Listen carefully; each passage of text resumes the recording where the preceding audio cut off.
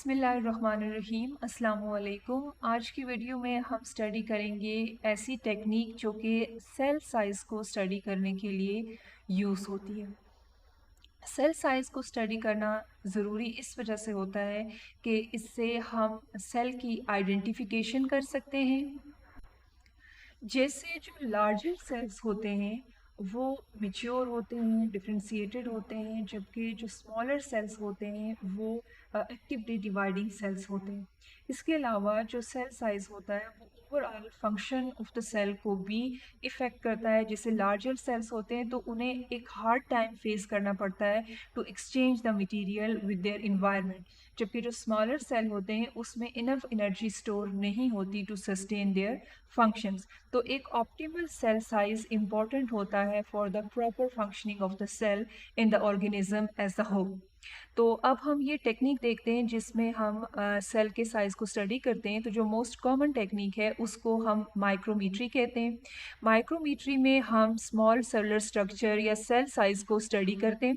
हमारी जो आँख होती है वो तकरीबन 50 टू 100 माइक्रोमीटर की ऑब्जेक्ट को देख सकती है, लेकिन जो एक टिपिकल सेल साइज़ है वो 40 माइक्रोमीटर टू 50 माइक्रोमीटर या इससे कम का होता है। तो ये मेजर करने के लिए हमें कुछ यूनिट्स का पता होना चाहिए, जैसे मीटर कितने मिलीमीटर के इक्वल होता है, कितने माइक्रोमीटर के इक्वल होता है या कितने नैनोमीटर के इक्वल होता है। तो 1 मीटर में 10⁻³ मिलीमीटर होते हैं, यानी 1000 मिलीमीटर होते हैं। और जब इसको हम माइक्रोमीटर में कन्वर्ट करते हैं तो 1 मीटर के अंदर 10⁻6 मीटर होता है, 6 मीटर का वो बनता है। और जबकि अगर 1 मिलीमीटर को माइक्रोमीटर में कन्वर्ट करें तो ये 10⁻³ मिलीमीटर आता है। जबकि जो 1 मीटर है वो 10⁻9 मीटर के इक्वल आता है, और अगर आप इसको माइक्रोमीटर में कन्वर्ट करें तो ये 10⁻³ माइक्रोमीटर के इक्वल आता है 1 नैनोमीटर। तो अब हम ये देखते हैं कि कैसे माइक्रोस्कोप को यूज़ करते हुए हम सेल साइज़ को हम स्टडी कर सकते हैं। तो हमारे पास 2 स्केल आते हैं, एक रेटिकल स्केल आता है और एक माइक्रोमीटर आता है जिसे हम स्टेज माइक्रोमीटर कहते हैं। जो रेटिकल स्केल होता है इसकी जो एक हमारे पास जो रीडिंग होती है या एक लाइन होती है वो एक यूनिट के इक्वल होती है, लेकिन ये जो यूनिट है ये स्पेसिफाई नहीं होती कि ये माइक्रोमीटर में है या मिलीमीटर में। तो अगर हम ये सपोज़ करते हैं कि हमने जो माइक्रोस्कोप है उसके थ्रू हम एक ऐसे सेल को स्टडी कर रहे हैं जो कि जो रेटिकल स्केल है उसकी स्केल की जो 40 यूनिट और 60 यूनिट के दरमियान आता है, तो हम ये कह सकते हैं कि इस सेल का जो साइज़ है वो 20 units of eyepiece reticle scale के इक्वल है। अब हम इस रेटिकल स्केल को कंपेयर करते हैं स्टेज माइक्रोमीटर से। ये जो स्टेज माइक्रोमीटर है ये ग्लास से बना होता है और इसकी जो कैलिब्रेशन है वो 0.25 मिलीमीटर तक जाती है।